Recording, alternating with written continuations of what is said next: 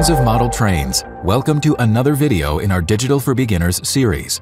In today's video, I would like to show you how to make digital turnouts out of our analog switched turnouts and to explain what you need to carry out the conversion so that you can then switch them using the multiMAUS or later with the Z21.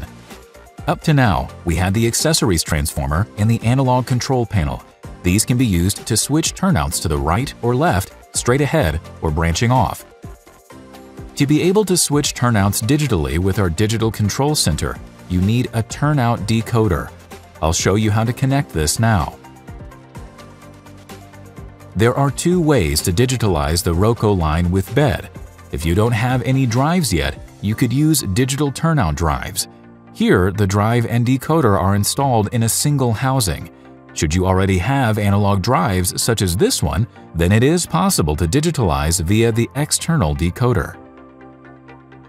First of all, I'll show you how to install the digital drive and then the analog drive. Take the turnout out of the track. The analog drive is currently installed here. We have to remove this. Lever the drive out of the bed and then remove it. The digital drive has two rail connectors. These are for power supply and also for the DCC signal.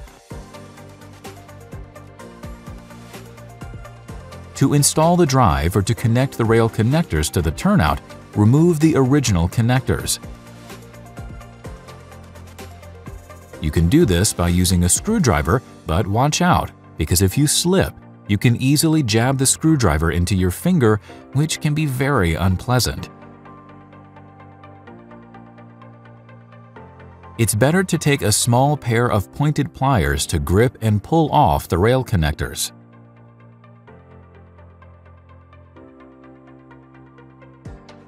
To install, you take the turnout, turn it, and clip the turnout drive into the frame base before connecting the two rail connectors to the rail profiles.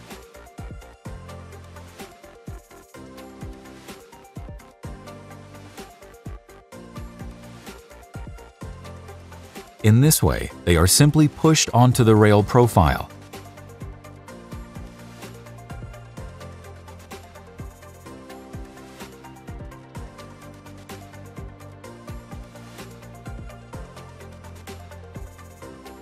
Now the digital drive is installed. As you can see, there's still a green cable left. This is the programming cable.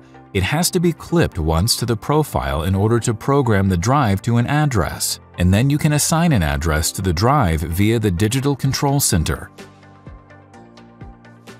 You should also check whether the drive adjusting tongue is cleanly connected to the turnout. To do this, switch the adjusting lever back and forth. As you can see, the drive now fits cleanly and the turnouts work properly. Now we take the turnout and reinstall it into the track. To program the turnout drive, we have to change the mode in the multiMAUS. Use the key from L for locomotive to W for turnout. If the drive now has to be programmed, you just take the address 5, key in 5, and then switch the drive once. Now the drive is programmed to address 5. If you remove the cable, you can switch the turnout via this address. Even if the digital drive is installed, it is still possible to switch the turnout manually if you wish to do so. On the second turnout, I want to show you the process of using our analog drive. To do this, we have to take the turnout out of the track. Here too, the drive has to be clipped back into the bed. To do this, take the drive and clip it into the bottom of the bed. As I already said before, switch the turnout using the manual adjusting lever so that the tongue of the drive connects cleanly with the turnout.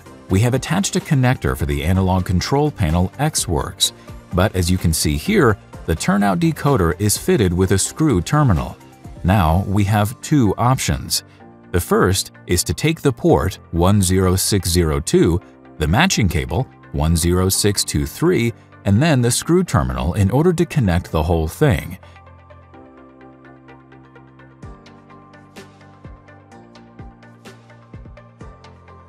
Or we can of course cut off the connector and connect the cable directly before connecting the drive to the decoder.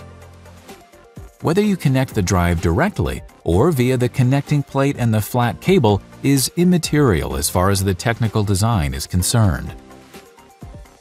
To be able to switch the points with the decoder, then the decoder requires the DCC signal from the digital control center and also, of course, a power connection. For this purpose, a 4-pole terminal is included with a decoder. You can then connect a separate power supply and then only take my DCC signal from the track.